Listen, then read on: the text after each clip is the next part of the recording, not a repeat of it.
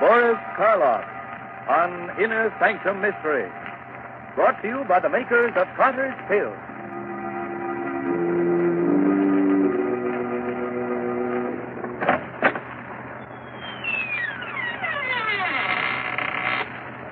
Good evening, friends. Let me welcome you once more to the Inner Sanctum. This is Raymond, your host. Come in, won't you, and sit down? No, I'm not being polite. I'd prefer you to sit, you see. Because within the next 5 minutes, you're going to be so weak in the knees that you won't be able to stand.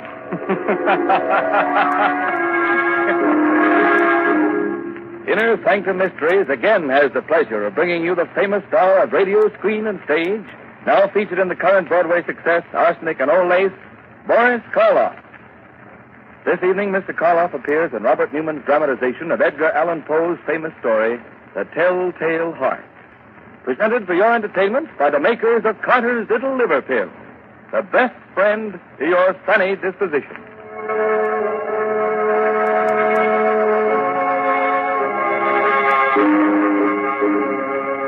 And now our story. A story based on a tale by the greatest master of the macabre that ever lived, Edgar Allan Poe. The story of a man who could hear not only every sound on earth, but even things that don't exist. So, turn down the lights, call in a friend or neighbor to keep you company, and listen to Boris Karloff as Simon in The Telltale Heart. It's early evening. The sun is just setting behind a range of low hills. On top of the nearest hill is a huge rambling building surrounded by park-like grounds. A road winds from its gates down to the little village below. Down this road comes a man. He's tall, gaunt, his hair snow white. He's so busy with his thoughts that he doesn't see the small, dark man who sits by the roadside. But just as he is about to pass him... Good evening. Huh? Oh, why, good evening. Nice evening, isn't it? Nice? Why, it's the most wonderful, perfect evening I'll ever know this side of heaven. You don't say. And you can't know what it's like to feel as if you'd just risen from the dead. As if your tomb was opened. And you were told that you could return to the world that you knew and loved. Can't I? You can't. You see, my name is Simon. I was a musician. 2 years ago, I went stone deaf. Suddenly. Completely. Do you know what deafness means to a musician? It's like dying. Or worse. Like dying and knowing that you're dead. Oh, I went to doctors, but they could do nothing for me. But finally, one of them sent me to see the doctor who has the place up on the hill here. Dr. Adair? Yes, Dr. Adair. He kept me with him for 6 months, and now I'm going home again. He cured you? You can hear? Hear? Listen. Listen hard, and tell me what you can hear right now. Nothing very much. The wind? Cricket? Cricket and the wind. Do you know what I can hear? I can hear the grass growing, the sap rising in the trees. I can hear the stars moving in their courses. I can hear things that no man ever heard before. Now, do you know why I said that this was the most wonderful evening that ever was? Yes, Simon. But I knew why before. You see, I just left the place up on the hill myself. You left there? You mean... When I was taken there, I was blind. Oh, your eyes, yes. I hadn't noticed before, but they are strange. Shall we walk on together? Simon? Just where did you plan to go? Well, I've been thinking about that for weeks now. All the weeks when I couldn't leave my room. I must get used to being able to hear again, gradually. From my window, I could see an old mill, just this side of the village. Yes, it's deep in the woods, deserted. There's moss on the water wheel, And the door hangs open by one hinge. You mean that you can see it from here? My eyes have become as good as your hearing. You thought of going there, living there? For a while, until I was ready to return to the world. Oliver, why don't you come with me? Then when we are both ready, we can go back together to the world. Yeah. I could do that. Think of what it's going to mean, how much we're going to be able to help people. You with your sight and I with my hearing. Help them? Yes. Yes, of course. All right, Simon. We'll go to your old mill.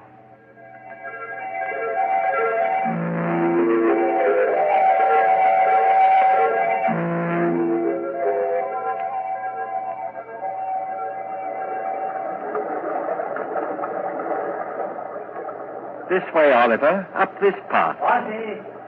What? Someone's coming. The farmer, he seems to be looking for something. Good evening. I'm looking for my cow. Have you seen her? Well, what kind of a cow is she? A brown and a white one with a crooked horn. Wait. I hear her. She's grazing in a field on the other side of the woods. Hear her? That's almost a mile from here. I have good ears. Good. You must have ears like a fox. But that field, that's the squire's. How did she get there? You think someone took her? Who would? Well, it's the squire's land, but he's the richest man around here. Why should he have taken my cow? Wait a minute. Let me see. Yes. Yes, I do see someone with your cow. He's just leaving her. You can see that? Right through the woods? I have good eyes. Who is it? What's he like? Is he tall, wearing a brown jacket? Yes. I knew it. It's the squire. He's trying to steal my cow. I'd better go get her. Thank you very much. Perhaps I'll see you both again. Perhaps. We'll both be staying around here for a while there in the old mill. Why did you tell him that, Oliver? Did you really see the squire taking his cow?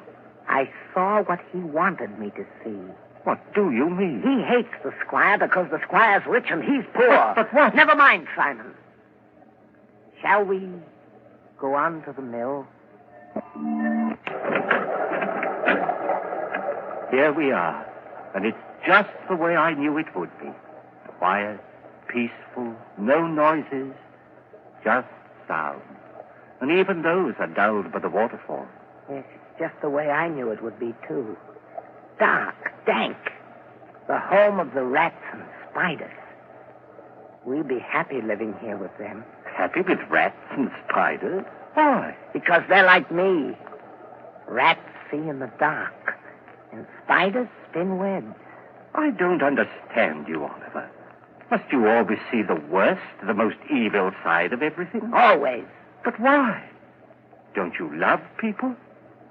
Don't you think that this is a good world? A good world when I was blind for more than 2 years. But whose fault was that? What difference does that make? I was blind. And did anyone care that I was? No. Love people. I hate them. But, Oliver, that's wrong. You've no right to hate anyone or anything. What's that? What? It sounds like wings, like... Yes, there it is, there. A swallow. Why, it's frightened, trying to get out. Why, it's beating itself against the wall and... Oh, poor thing, it's hurt itself. Fallen to the ground. I'd better catch it. Is it badly hurt? No, I don't think so. Oh, just this one wing. Here, let's see. Perhaps we can put a splint on it, heal it. Do you think so? Here, Oliver. But be gentle. It's still terribly frightened. I will. Oh, Oliver! What are you doing to that bird? Doing... Blood, you've crushed the swallow, killed it. So I have. You killed it deliberately. You think so? I told you we all have some badness deep inside us. Even you. Here you are ready to believe the worst of me, that I'd wantonly crush a harmless little sparrow to death and... Simon. What is it? I don't know, but there's something in your face. something that wasn't there before. I don't know what you're talking about. I'm going up to bed. Simon! Simon, wait! It wasn't he that was blind. It was I. Oh, he is bad, evil, clean through. He's like one of the spiders he loved so much, lurking here and spinning cunning webs to catch innocent people in. And what he saw in my face just now, there was something there. Something that wasn't there before. Death. Why did this have to happen to me? I was so happy just a little while ago. I loved everyone, the whole world. And now I have to kill him. And here I am, friend, Raymond, your host in the inner sanctum, who also loves everyone. So, Simon has decided he must murder his companion. Not because he wants to, but in order to keep him from spreading the hate and evil he seems to love. That's a charming idea. But if Oliver's eyes are as good as he says they are, good enough to see death in Simon's face, how will he be able to do it, Quite a problem, isn't it? Well, Raymond, everyone has problems. It's the answer that counts. It certainly does, Mr. Hurley, in a mystery drama. Yes, and in a domestic drama, too. If you don't believe it, listen to what Agnes Vale says to her husband at the dinner table. Oh, Bob, you haven't said a word about the cake, and I baked it especially for your birthday. After 30, no one wants to be reminded of birthdays. Oh, that's silly. Besides, a person's only as old as they feel. Well, if that was the case, I'd be about 60. You mean 90. No one could save up the grouch you've got in only 60 years. If you felt as irritable, low, and out of sorts as I have lately, you'd be grouchy, too. Of course I would. Anybody would. So the thing to do is not to feel that way. What can anyone do about it? Very simple, my dear. Try Carter's Little Liver Pills. Right, and when you don't feel good, try Carter's Little Liver Pills. They do the work of calomel but have no calomel in them, for they are simple pills made of vegetable drugs. They wake up the flow of one of our most vital digestive juices. When this vital juice flows at the rate of 2 pints a day, it helps to digest our food and bring back the glorious feeling that goes with regularity. Then most folks feel like happy days are here again. But be sure you get the genuine Carter's Little Liver Pill.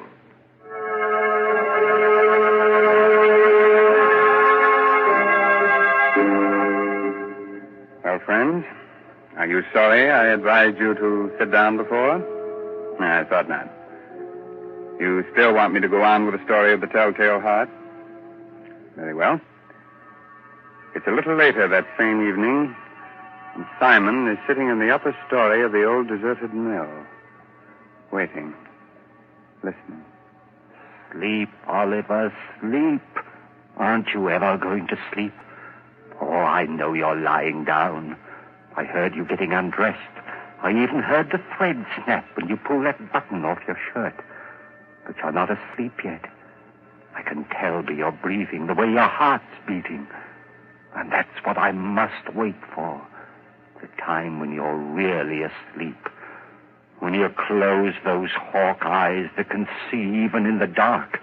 That could read murder in my face when I didn't know it was there myself. Wait a minute.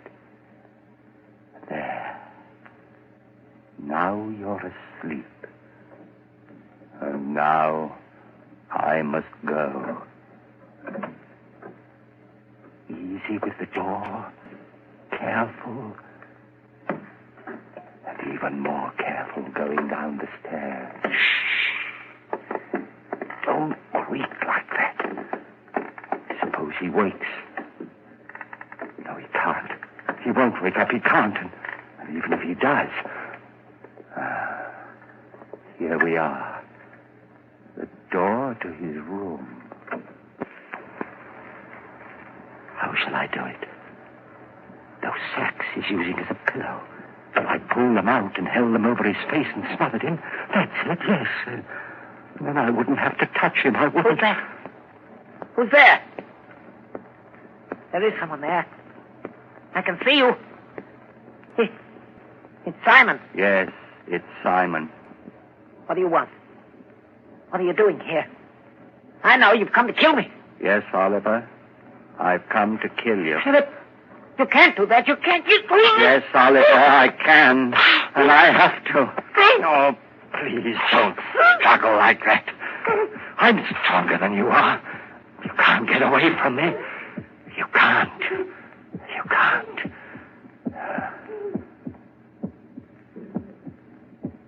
That noise. Hear it? It's your heart. Beating, pounding, driving the blood through your veins. It's beating more slowly now. Slower and fainter. Running down like a tired clock. And I'm not going to let you go until it's stopped. So don't struggle. Don't struggle, please. Just a few seconds more. I can hardly hear it now. Just a faint, throbbing murmur.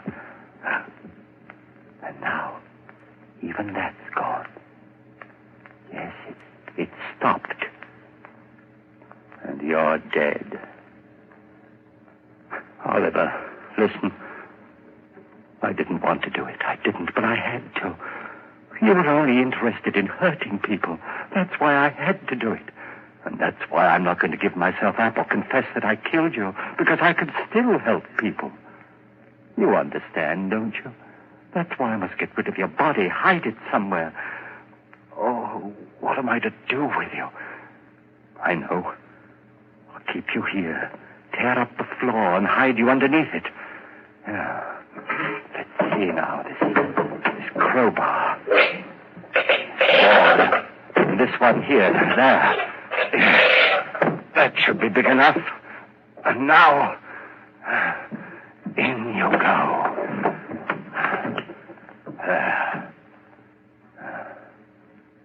Goodbye, Oliver. Goodbye. Just put these boards back. Nail them down again with the same rusty nails. And it's done.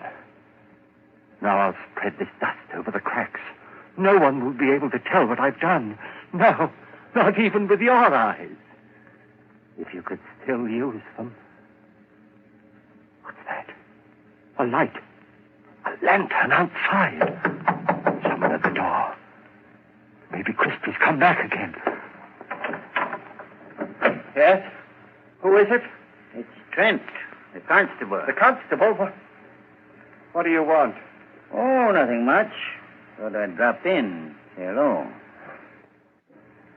Come in, constable. Come right in. Thanks. Queer time of night to be visiting, but I heard there were strangers living out here, and I thought I might... Why, of course, it's part of your job to investigate strangers, isn't it? In a way. Not that you're a stranger, exactly. What do you mean? Well, you've been around here for some time, haven't you? Up at Dr. Adair's place in the hill, I mean? Oh, yes, of course. I just left there this afternoon. Uh-huh. And your friend, where's he? Sleeping? Friend? Why, there's no one here with me. I'm all alone. But the doctor said... You mind if I look around? No, of course not. Not that I doubt your word or anything like that. Oh, no, don't apologize, Constable. Go right ahead. Well, Constable? There's certainly no sign of anyone else. Well, I told you so. Yes, you did. Now, I'll just sit down here for a minute. Get my pipe going. No, not there. Don't sit there. Why not? Because, well, it was just that the floor looked a little rotten right there, and I was afraid that... Oh, I guess it's all right. Sure. Strong enough to hold me, anyway. Don't stop me if I met you. Good heavens. What's that? What's what? That throbbing. That noise. Beating away like... I don't hear any noise. But you must, Ah, those ears of mine. Sometimes they're too good. It's just your watch ticking. Watch? I haven't got a watch on me. You haven't? But then what? Oh, look, Constable, I could use a bit of exercise. Suppose I walk you back to the village. Well, that's mighty nice of you. I'm glad to have your company. hurry, is there? Just let's sit there for a while. I don't want to sit. Constable, will you come now? Now, this minute. If you don't, I don't know what I'll do. Hey, you have gotten yourself into a state. Is anything the matter? No, of course not. It's just that I get nervous, restless, and you won't mind if I walk up and down right here, will you? If it'll make you feel any better, go ahead. Thank you. This floor, it is noisy, isn't it? It isn't noisy enough. Constable, this lever here, I've been wondering about it. What's it for, do you know? Why, yes. I think it opens the sluice, starts the middle wheel turning. It does? Then let's try it. See if it still works. There. Yeah, still works all right. It's quite a racket, too. Still not loud enough. Still. Constable, for heaven's sake, will you come now? Leave here with me. If you don't, I'll go back. Hey, look, there's no need to get so excited. I'm not excited. I'm perfectly calm and quiet. Will you come now, right away? But I told you. I know what you're doing. Sitting there, pretending you haven't heard, making me stay here and listen to it, beating louder and louder and louder. All right, I confess. I killed him. I killed him. His body is right underneath you, under the floor. I killed him, and that noise you hear is his heart. The beating of his telltale heart.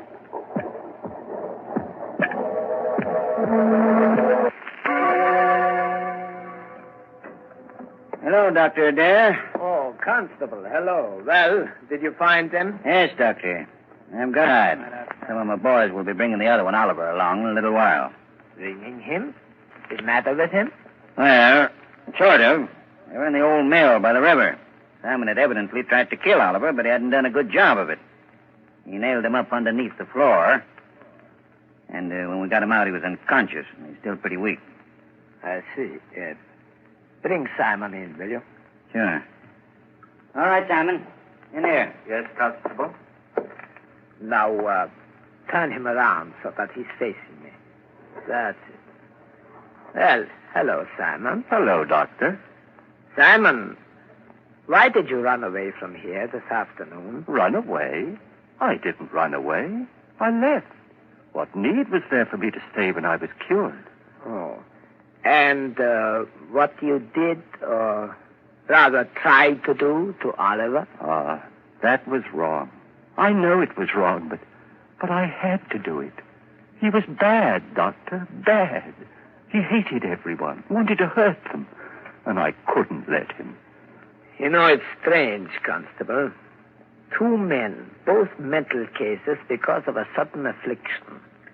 But while Oliver's blindness made him hate, Simon's deafness filled him with love for all mankind. Deafness? You mean he's deaf? But when you talk to him, he answers you. Yes, he reads lips. That's why I had you turn him around, so he was facing me. But he's stone deaf. He will never hear again. What's that you're saying? Deaf? But I'm not deaf. Why, there's no one can hear better than I. No one. I heard everything when I left here. Things no man has ever heard before. The song of the swan. The breathing of the fish. Why, I even heard the beating of Oliver's heart. After I'd killed him. Yes, Simon, of course. I'm not deaf, I tell you. I'm not. I'm not.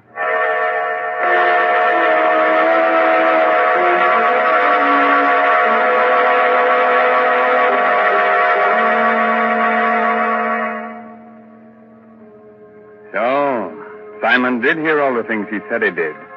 Even the beating of the telltale heart. And not with his ears, but with something else deep inside his poor, sick brain. Speaking of telltale heart, I saw it's not a heart at all. It's just Mr. Herlihy's knees knocking together. And if you think you're kidding, Raymond, you're crazy. Oh, I'm not kidding, Ed. In Mr. Karloff's audiences, that's the equivalent of applause. since everyone's generally much too scared to show the usual approval with their hands. So we won't take any chances. We'll just use words and say, thanks, Boris Karloff, for your splendid performance of tonight's dramatization of Poe's The Telltale Heart. It was a pleasure, Raymond, to be able to bring our friends one of the world's most famous stories. And I'm very grateful to Everett Sloane as Oliver and Santos Ortiaga, who played Christie, for the help they gave me. So now I suggest that you listen to Ed Hurley, who has some helpful advice for which you may be very grateful. This is Raymond again, your host, getting ready to close that door to the inner sanctum and say goodnight until the same time next week. In the meantime, if you care to do a little bloodthirsty reading, try this month's Inner Sanctum novel, I'll Eat You Last, by H.C. Brandon. In case you've already read that, why not try some of the other stories by the author of tonight's mystery drama, Edgar Allan Poe? According to all critics, this writer has quite a future. Oh, good night. Pleasant dreams, huh? Inner Sanctum Mysteries will be on the air again next Sunday night, same station, same time, with another chiller for thriller fans. So be with us then. This is Ed Hurley, speaking for the makers of Carter's Little Liver Pills and reminding you, when you don't feel good, try Carter's Little Liver Pills, the best friend to your sunny disposition. This is the Blue Network of the National Broadcasting Company.